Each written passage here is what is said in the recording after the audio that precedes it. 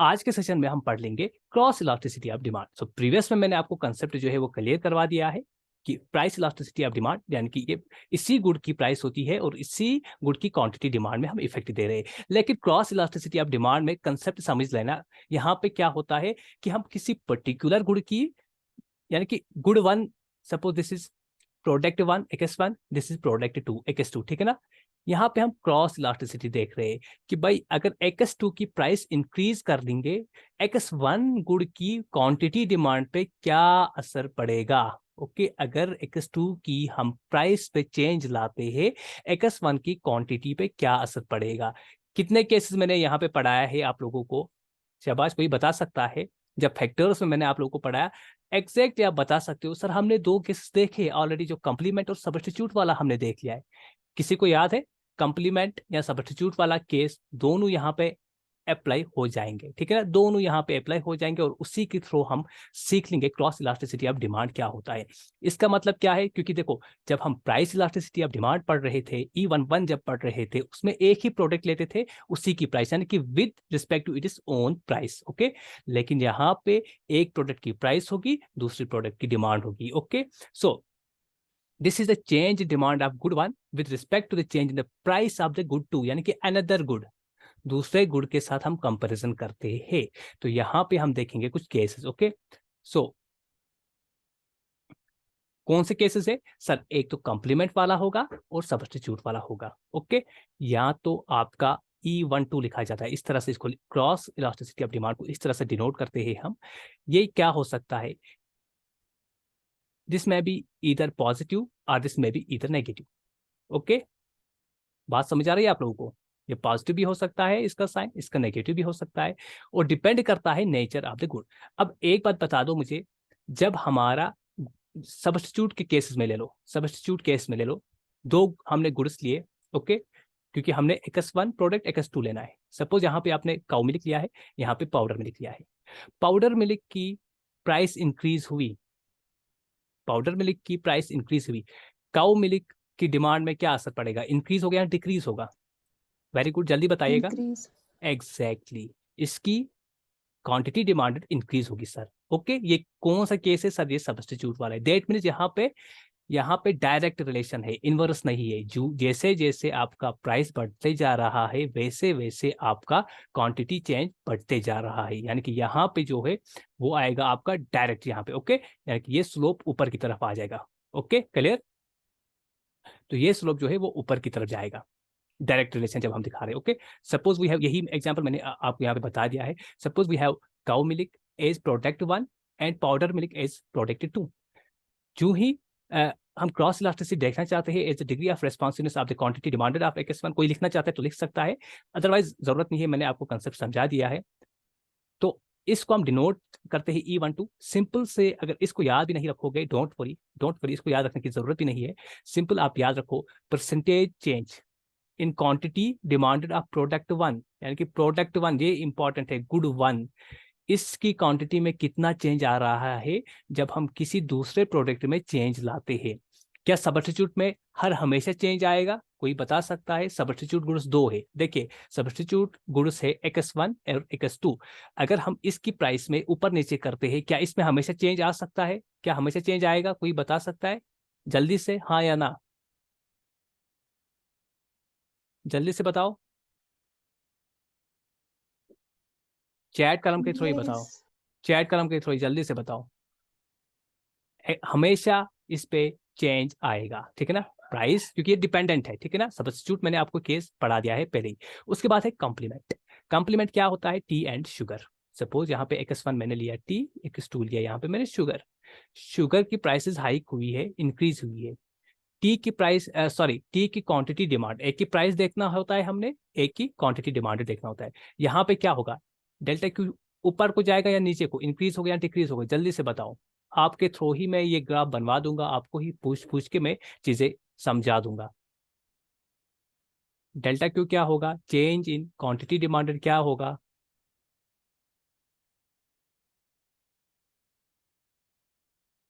Complement good की example लिया मैंने शुगर और टी। शुगर में प्राइस इंक्रीज हुई है, टी की डिमांड इंक्रीज होगी या डिक्रीज होगी? जल्दी बताइएगा। डिक्रीज होगी। हाँ एग्जैक्टली, ठीक है, ये मैंने पहले से ही पढ़ा है। तो यहाँ पे जो रिलेशन होगी वो इनवर्स रिलेशन होगी। ओके, यहाँ पे जो रिलेशन होगी वो इनवर्स रिलेशन होगी। ओके, क्लियर चीजें। दैट मीन यहाँ पे जो साइन आएगा वो नेगेटिव आएगा। जब हमने ऊपर को देखा था डायरेक्ट रिलेशनशिप, ओके, किसके द्वारा सर, सब्स्टिट्यूट्स में हमने देखा एक डायरेक्ट रिलेशनशिप होता है between price, change in price and change in demand. ठीक है, तो दैट मीन यहाँ पे जो साइन होगा वो पॉजिटिव होगा। अगर एग्जाम में आपको डायरेक्टली वहां से साइन भी दिया है, आप साइन के थ्रू ही रिकॉग्नाइज कर सकते हो क्या ये कॉम्प्लीमेंट है या सब्स्टिट्यूट है। आपको देखने की ज्यादा जरूरत वहां पे नहीं है। अगर प्लस साइन लगा हुआ है तो आपको समझना चाहिए कि ये सब्स्टिट्यूट गुड है।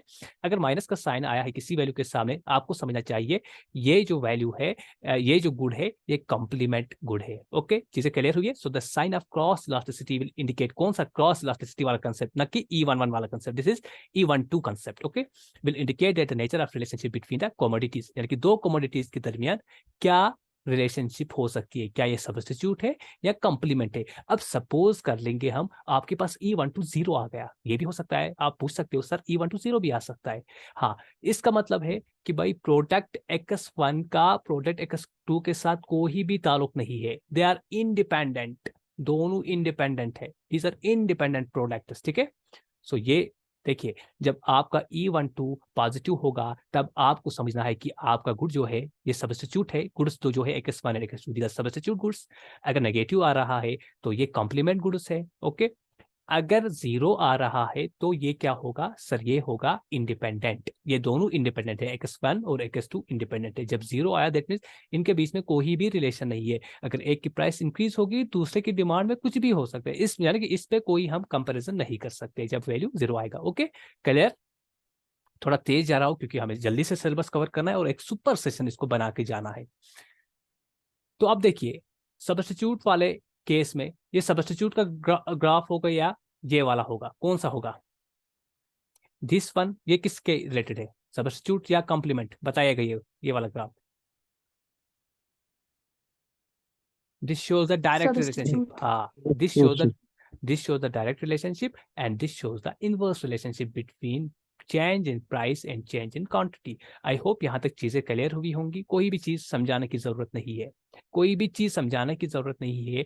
ये एक न्यूमेरिकल है, आपको समझ लेना है। सिंपल सी बात है, सिंपल सी बात है। यहाँ पे देखिए,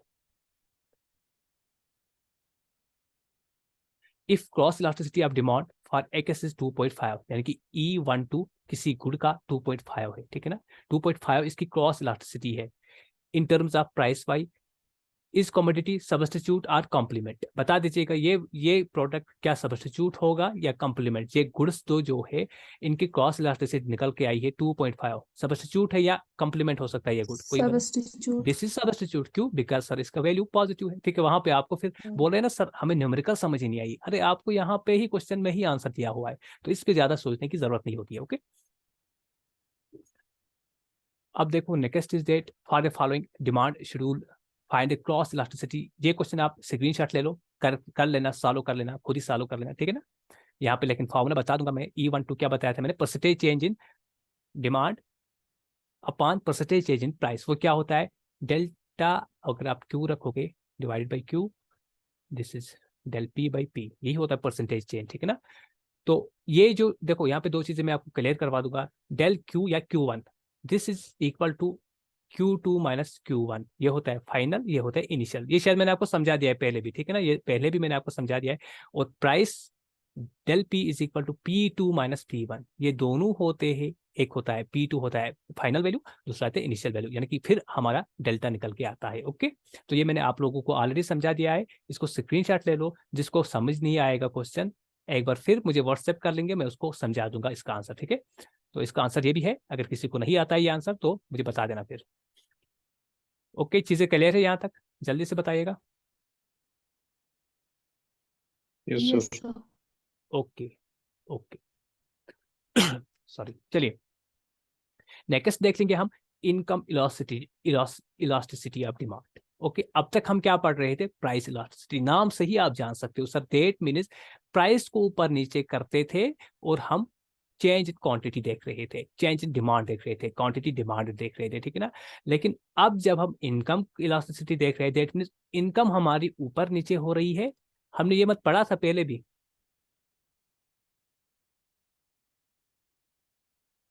जल्दी से कोई बता सकता है मुझे? ये मत पढ़ा था हमने? यस, वो शिफ्ट जिसमें होती थी। यस। नहीं नहीं, वो तो मैंने पढ़ा है, आपको वो कंसेप्ट दिया है शिफ्ट जो होती है, लेकिन ये पढ़ा है हमने आईईडी के values positive negative? No sir. ये नहीं पढ़ा है शायद, हाँ। तो इनकम इलास्टिसिटी ऑफ डिमांड में क्या होता है, हमने देखना है इनकम हमारी ऊपर नीचे होती है तो उसके रिलेटेड हमारी change in quantity, change in demand में क्या असर रहता है। जनरली मैंने क्या बता दिया है आपको, नॉर्मल गुड्स के लिए जब भी आपका इनकम इंक्रीज होता है आपकी डिमांड भी इंक्रीज होती है, यही है ना। इनकम जब आपकी इनकम इंक्रीज है, सपोज आपकी 10 के सैलरी है इस वक्त, आपकी 20 के सैलरी होगी, ऑब्वियसली बात है आप बहुत सारी चीजों को लाओगे, दैट मीन्स डेल्टा क्यू अब बढ़ेगा, ठीक है ना। जो ही आपकी इनकम इंक्रीज हुई, जो ही ये टाइट हो जाएगी आप इसको भी टाइट कर लोगे, जनरली ये होता है। So there is a direct relationship generally, ठीक है ना। जनरली की मैं बात कर रहा हूँ, लेकिन केसेस हम आगे देख लेंगे, बहुत ही इंपॉर्टेंट ये टॉपिक है।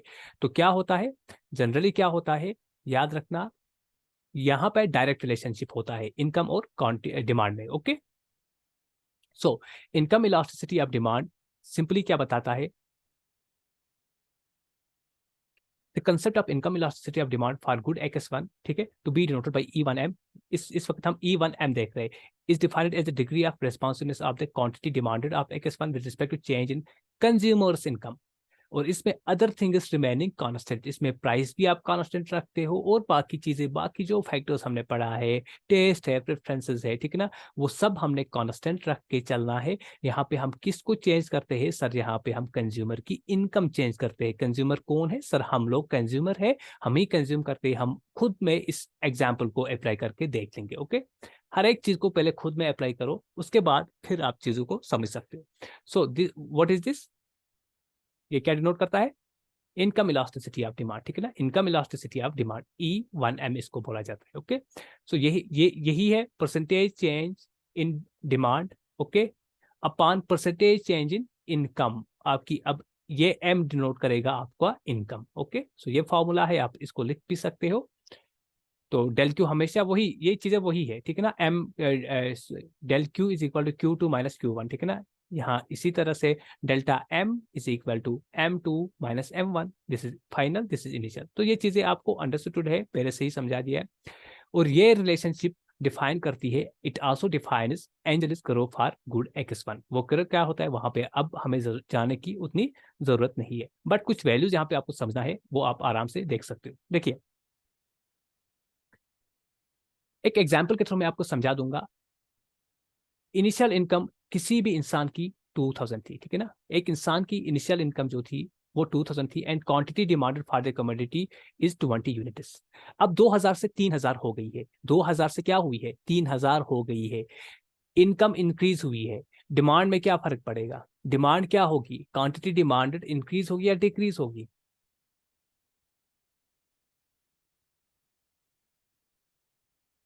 रिस्पांस जल्दी, इंक्रीज।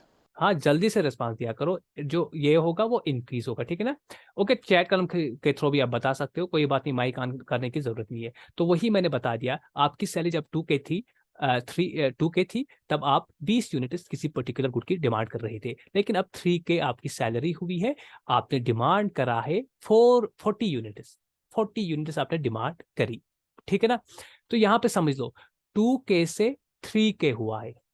अगर आपका मैथमेटिकल इतना स्ट्रांग है तो आप यहां से भी निकाल सकते हो सर, 2K से इंक्रीज हुआ है 3K, यानी कि 1000, 2000 से 3000 जा चुका है, यानी कि 1000 का इंक्रीज हुआ है, 1000 का इंक्रीज हुआ है। 2000 1000 2000 का कितना है सर, ये 50% है। यहाँ पे कितना चेंज हुआ है सर, प्राइस में 50% चेंज हुआ है। लेकिन यहाँ पे अगर डिमांड की आप बात कर लोगे, 20 से जाके सर 40 यूनिट्स जा चुका है, यानी कि 20 से 40 यूनिट्स ऊपर 20 यूनिट्स का एक्स्ट्रा हुआ है, यानी कि 100%, 20 का 20 ही 100% होता है, ठीक है ना। तो यहाँ पे 100% इंक्रीज हुआ है, यहाँ पे सर प्राइस जो है 50% ही, प्राइस नहीं सॉरी, इनकम 50% ही इंक्रीज हुई है। तो आप यहां से भी इसको निकाल सकते हो टू वैल्यूज का, ठीक है ना। बिल्कुल शॉर्टकट ट्रिक से भी आप निकाल सकते हो टू वैल्यू, लेकिन अब जिसका मैथमेटिकल उतना स्ट्रांग नहीं है वो इस फॉर्मूला को भी लगा सकता है, बिल्कुल ईजी है, ठीक है ना। This is Q2, this is Q1 and this is Q, ठीक है ना। ओरिजिनल प्राइस जो थी, जो पहली इनकम थी। सॉरी जो पहली डिमांड थी, हाँ जो पहली डिमांड थी, उसके बाद ये इनकम है, this is final income M2 जिसको बोलेंगे हम, this is initial income M1, और ये आपका M है जो ओरिजिनल इनकम थी। ओके, तो ये वैल्यूज पुट करके आपको ये आएगा। किसी को इस पे कुछ समझाना है न्यूमेरिकल पे, जल्दी से बताइएगा, जल्दी से प्लीज। सारा कुछ क्लियर हुआ है? Let me know Yes, sir. Please.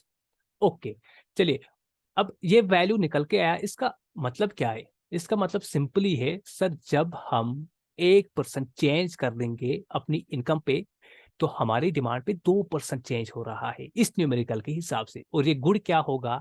ये क्या लग्जरियस गुड होगा, क्या ये इंफीरियर गुड होगा, क्या ये सुपीरियर गुड होगा? अभी आपको कुछ पता ही नहीं है, ना आप बता सकते हो, लेकिन 5 मिनट के बाद आप खुद ही बता दोगे मुझे, सर इसका वैल्यू 2 आया है, तो क्या ये सुपीरियर गुड होगा, क्या ये लग्जरियस गुड होगा, क्या ये इंफीरियर गुड होगा? 5 मिनट के बाद आप ही बताओगे मुझे, ठीक है ना?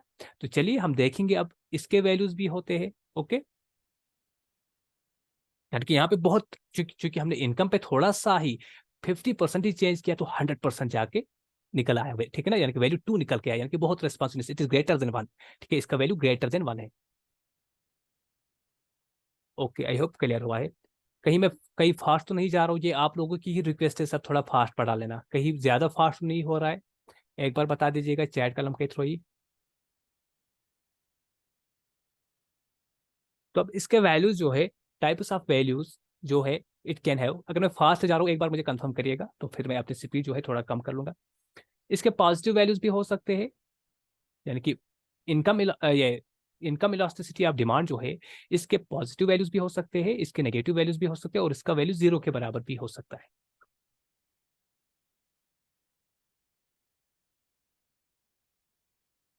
ओके, सिर्फ एक ही बंदा रिस्पॉन्ड कर रहा है। यार जल्दी से रिस्पॉन्ड किया करो, ठीक है ना? सब क्लास में अटेंड हो तो, अटेंटिव हो तो, हर एक मैं चाहता हूँ कि जल्दी से आप रिस्पॉन्ड किया करो। ये नहीं कि एक ही रिस्पॉन्सिबल है वही हमें हमसे कांटेक्ट करेगा, नहीं, आप सब आपका हक है, आप कम्युनिकेट करो हमारे साथ, ठीक है? हमें भी लगे कि नहीं, आप लोगों को भी चीज़ें समझ आ रही है। यहाँ पे बिल्कुल न शर्माने की कोई बात है, न डरने की कोई बात है, आप लोगों का हक है, आप लोगों के लिए ही क्लास चल रही है। सो types of values it can have, या तो आपकी इनकम इलास्टिसिटी ऑफ डिमांड जो है वो पॉजिटिव हो सकती है, दैट मीन्स ग्रेटर देन 1, ठीक है ना? 10 मिनट के बाद ये लिंक डिस्कनेक्ट होगी, सेम लिंक के थ्रू आना, ठीक है ना? ज्वाइन होना, लेकिन हर एक ज्वाइन करना सेम लिंक के थ्रू। आईईडी पॉजिटिव कब होगा? सर पॉजिटिव तब होगा जब ग्रेटर देन 0 होगा। अंडरस्टूड है ये? अगर 0 से कम चला गया तो वो नेगेटिव पे होगा, 0 से ऊपर चला गया तो सर उसके वैल्यू होंगे पॉजिटिव। लेकिन इस पे 3 केसेस आपको देखने को मिलेंगे।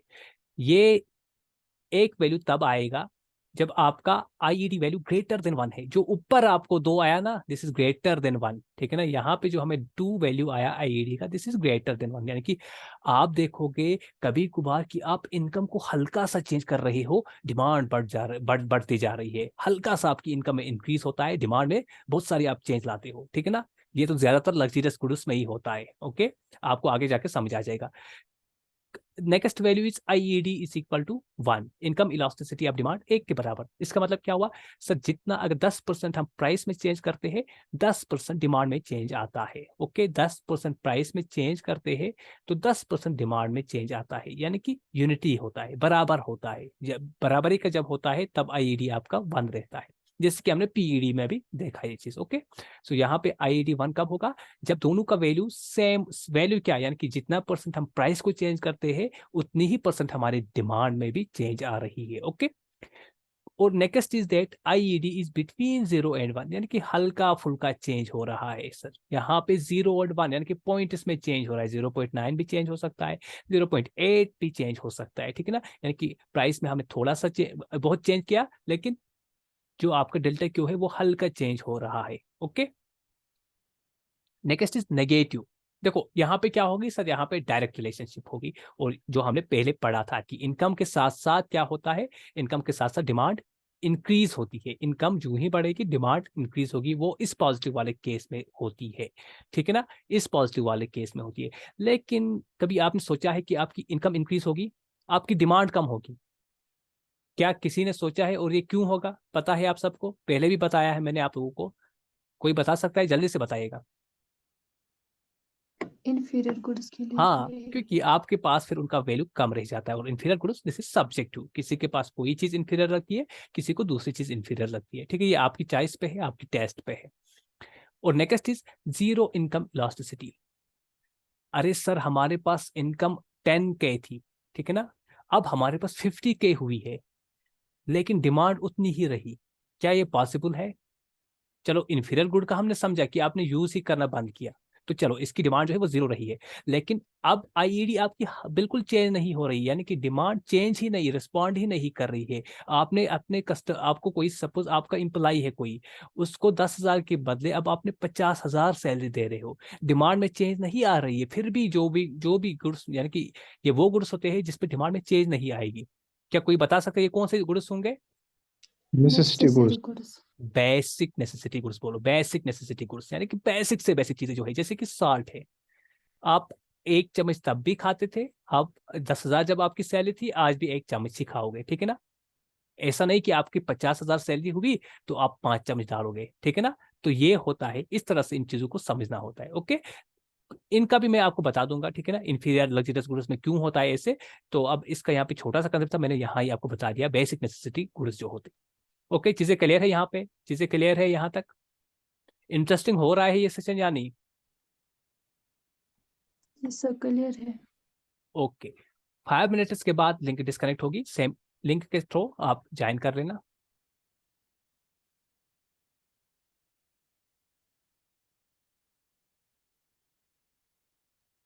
अब देखो, फर्स्ट वाला केस हम पढ़ लेंगे, डायरेक्टली हम फर्स्ट वाले केस पे आएंगे। पहला हमने देखा था सर, जब हमारे पॉजिटिव वैल्यूज होते थे, और फर्स्ट पॉजिटिव में होता है आईईडी जब आपका ग्रेटर देन 1 होता है।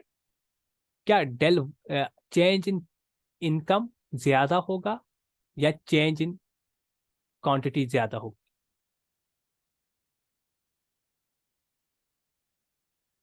आप इसको एम भी लिख सकते हो, कोई बात नहीं, कंफ्यूज नहीं होना। M denotes for income suppose, ठीक है ना। सो यहाँ पे आपकी प्राइस ज्यादा होगी या क्वांटिटी? हाँ एग्जैक्टली, किसी ने आंसर किया, Quantity. डिमांड। हाँ एग्जैक्टली, डिमांड में, डिमांड क्वांटिटी डिमांडेड में, ठीक है ना। चेंज इन क्वांटिटी डिमांडेड में, अगर सपोज यहाँ पे 10% चेंज हो रहा है तो यहाँ पे 5% ही चेंज होगा, तभी जाके हमारा ऊपर वैल्यू 1 से ज्यादा आएगा। उसका मतलब क्या हुआ सर, यहाँ पे अगर आप थोड़ा सा भी इनकम को इंक्रीज करते हो तो क्वांटिटी डिमांड रिस्पॉन्ड करती है जल्दी से, और रिस्पॉन्ड करती है वो जल्दी से, और ज्यादा रिस्पॉन्ड कर रही है, और ज्यादा रिस्पॉन्ड कर रही है, मोर देन यूनिटी रिस्पॉन्ड कर रही है, 1 से ज्यादा रिस्पॉन्ड कर रही है। तो ये किन गुड्स में होगा? देखो, आपके पास वही एग्जांपल लूंगा, 20K की सैलरी थी, आप चीजों को मैनेज कर रहे थे, अचानक से आपको 40K सैलरी हुई आपकी, सॉरी 40 नहीं, 30K ही लिख लूंगा मैं, 30K ही, आपके पास 10,000 जो है एक्स्ट्रा आए, ठीक है ना। इसमें भी आप अपना गुजारा कर रहे थे, इतनी सैलरी में भी आप अपना गुजारा कर रहे थे। तो जब ऊपर से 10K आए तो आपकी बेसिक चीजें जो है वो इस चीज से भी कंप्लीट हो रही थी, इतनी सैलरी से आप कंप्लीट कर रहे थे अपनी चीजें। आप लोगों के लिए अब आप डिमांड करोगे लग्जरियस गुड्स के लिए, आप करोगे सुपीरियर गुड्स की डिमांड, ठीक है ना, आप करोगे सुपीरियर गुड्स की डिमांड। तो आईईडी 1 किस केस पे होता है, ग्रेटर देन 1 किस केस पे होता है सर? जब गुड्स जो होंगे वो सुपीरियर होंगे, और यहाँ पे डेल्टा क्यू ज्यादा होता है, यानी कि ये वाला ग्राफ बनेगा, ठीक है ना, ये वाला ग्राफ बनेगा, डेल्टा क्यू ज्यादा है, देखो है ना, डेल्टा क्यू ज्यादा डेल्टा वाई से। Okay, this is the change in income, actually this is delta M.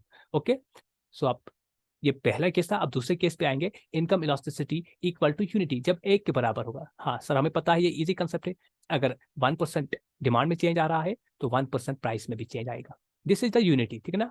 और ये सुपीरियर गुड्स से थोड़ा नीचे वाले, ठीक है ना, जो ही हल्का सा हम सपोज 20K से 30K हमने डिमांड किया, अगर 10% चेंज हो रहा है आपकी प्राइस में भी, सॉरी इनकम में भी, अगर आप जितना, सॉरी डिमांड में भी 1% ही चेंज होगा या 10% ही चेंज होगा, जितना आपका यानी कि डेल्टा वाई जो है that is equal to delta Q. Okay, देखो यहाँ पे डिफरेंस बराबर होगी। ओके, तब जाके आपको ये वाला ग्राफ मिलेगा। सॉरी, चलिए आगे। अब इस केस को समझ लेना, इस केस को बड़े अच्छे से समझ लेना। इनकम इलास्टिसिटी 0 एंड 1 है, इन बिटवीन 0 एंड 1, ठीक है ना, बिटवीन 0 एंड 1। ये पॉजिटिव वैल्यू होगा या नेगेटिव वैल्यू होगा, कोई बता सकता है?